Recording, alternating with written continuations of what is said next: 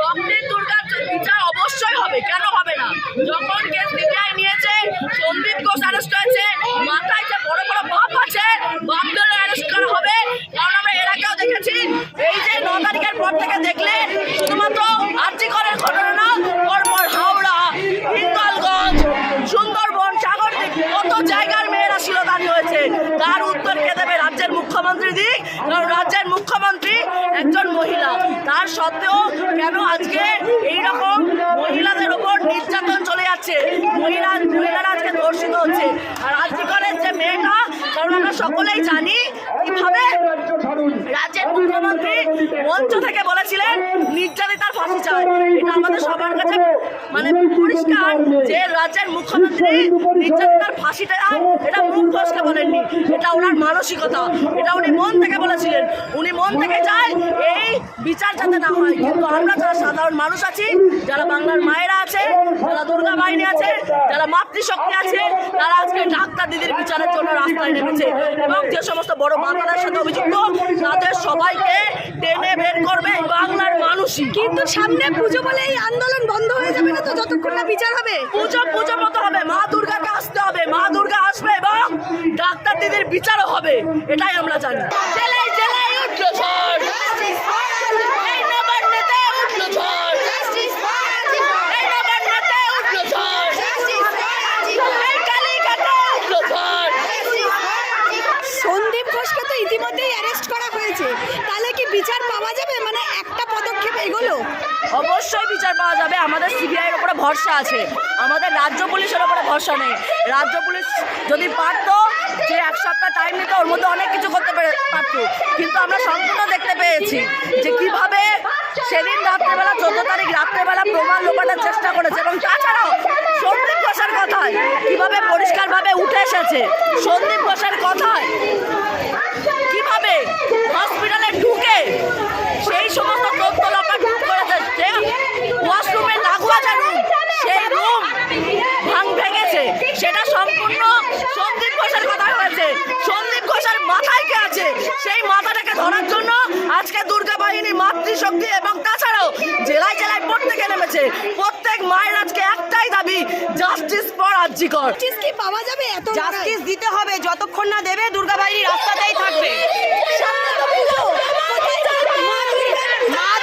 মা দুর্গা মারা গেছে, তার বিচার চাই, তারপরে আর এক মা দুর্গা বাংলায় আসবে।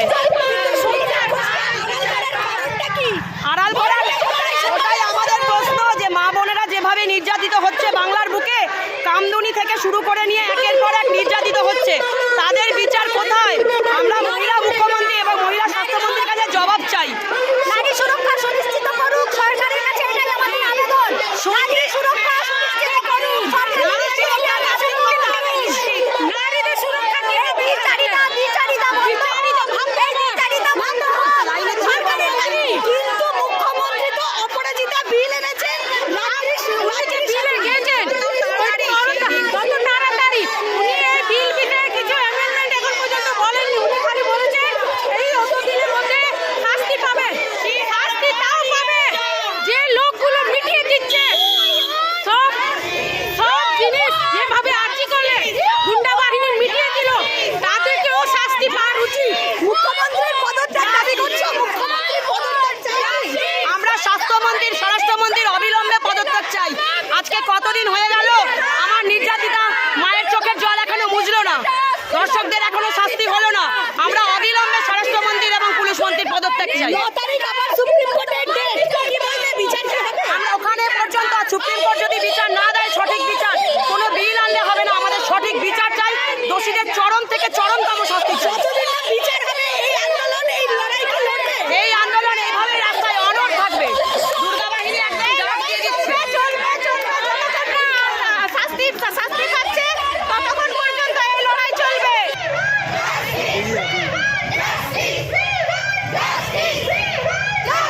কালীঘাটে উঠলো ঝড়, এই বিশ্ব জুড়ে একটাই ঝড়, এই বিশ্ব জুড়ে একটাই ঝড়।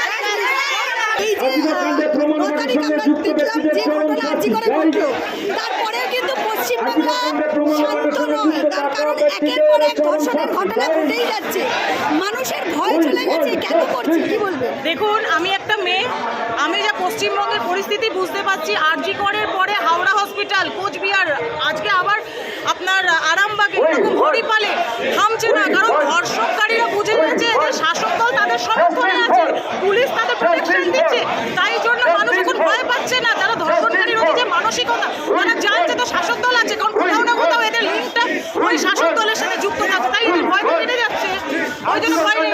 সামনে পুজো আসছে, বাঙালির দুর্গা পুজো, কোথাও কি দুর্গা পুজোর আনন্দে এই জাস্টিস চাওয়া এই আন্দোলন থেমে যাবে? দেখুন, এটা মা দুর্গার মাটি, মা কালীর মাটি, প্রতিবাদের মাটি। আজকে আমরা সারা বছর অপেক্ষা করে রাত্রিবেলা মা বাবার সাথে বেরোতাম দুর্গা ঠাকুর দেখার জন্য। আজকে আমরা আমাদের তিলোত্তমার বিচারের জন্য রাত্রিবেলা বেরোচ্ছি, সকাল থেকে রাত আমরা রাস্তায় থাকছি শুধু বিচারের জন্য। যে মাটিতে মা দুর্গার পুজো হয়, সেই মাটিতে মায়েদের অপমান, এটা সইবে না বাংলার নারীরা। তাই জন্য আমাদের একটাই দাবি যে উই ওয়ান্ট জাস্টিস, আমাদের তিলোত্তমা আমাদের পিছনে বিচার চাই। মুখ্যমন্ত্রীর পদত্যাগ, কারণ আমরা জানি ইতিমধ্যে স্লোগান হচ্ছে দফা এক দাবি এক পদত্যাগ, পুলিশ মন্ত্রী স্বাস্থ্যমন্ত্রীরা কি পদত্যাগ দাবি করছে? প্রথমত হচ্ছে 2011 থেকে আজ 2024 নারীরা কত সুরক্ষিত সেটা আমরা বুঝতে পারছি। এখন জাস্টিসের জন্য রাস্তায় নামতে হচ্ছে। যে রাজ্যের মহিলা মুখ্যমন্ত্রী, সেই রাজ্যে যদি মহিলাদের এরকম অপমান, ধর্ষণ হয়, খুন হতে হয়, তাহলে এরকম মুখ্যমন্ত্রীর পদে থাকা উচিত।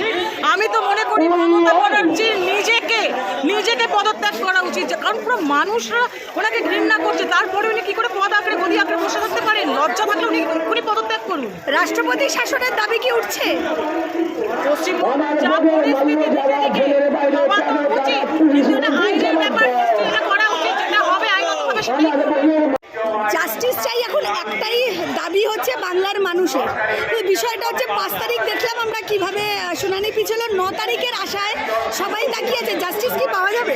একদম জাস্টিস পাবে, এবং আমাদের ভরসা আছে আইনের উপরে, আইনের উপর ভরসা আছে, এবং জাস্টিস আমরা পাবো। এবং জাস্টিসের জন্য দেখুন হাজার হাজার মেয়েরা এখন বাচ্চারা সবাই রাস্তায় নেমে আছে আবার সামনে, তো জাস্টিসের আশাতেই আমরা আছি, এবং জাস্টিস আমরা পাবোই, দোষীদের দৃষ্টান্তমূলক শাস্তি হবে। সন্দীপ ঘোষের বিরুদ্ধে যে অভিযোগ উঠেছে আর নতুন করে বলার কিছু নেই, কিন্তু তার ভিলা আছে, মানে তারও বাংলো বাড়ির সন্ধান পাওয়া গেছে। এর আগে প্রচুর বাংলো বাড়ি আমরা দেখেছি, কি বলবো? এটা আবারও প্রমাণ, তৃণমূল যারা করে তাদের বাংলো, ভিলা, এগুলো খুব সাধারণ ব্যাপার। আমরা দেখেছি তৃণমূলের ছোট থেকে বড় যারা তৃণমূলের সাথে যুক্ত, তাদের প্রত্যেকের এরকম ভিলা, বড় বড় বিলাসবহুল গাড়ি, এগুলো থাকেই। এখন আরো অনেক কিছু বেরোবে, দেখতে থাকুন, মাটি ঘুরতে কত কিছু বেরোবে, সেটা এখন দেখুন। সন্দীপ তো জাস্ট চুনোপুটি, আসল চোরটা হাওয়াই চটি, ওরকম লুকিয়ে আছে, অনেকজন আছে এরকম। কিন্তু ভয়টা কোথায়, কাকে লুকানোর চেষ্টা, কি মনে হয়? শাসক তোমার কিসের ভয়? ধর্ষণকারী তোমার কে হয়? সত্যি তো আজকে শাসক দল পুরো মরিয়া লেগে পড়েছে যে কাকে বাঁচাচ্ছে, ধর্ষণকারীকে। আমরা তো বুঝতে পারছি না তৃণমূল কাকে বলছে জাস্টিস চাই, এবং তাদের সাথে তো ধর্ষণকারীরা হাঁটছে, বলছে I want justice, we want justice. আজকে মমতা ব্যানার্জি চাইলেই তো শাস্তিটা করাতে পারতো, কিন্তু উনি তো করতে পারলেন না, উল্টো প্রমাণ লোপাটের জন্য লেগে পড়েছে।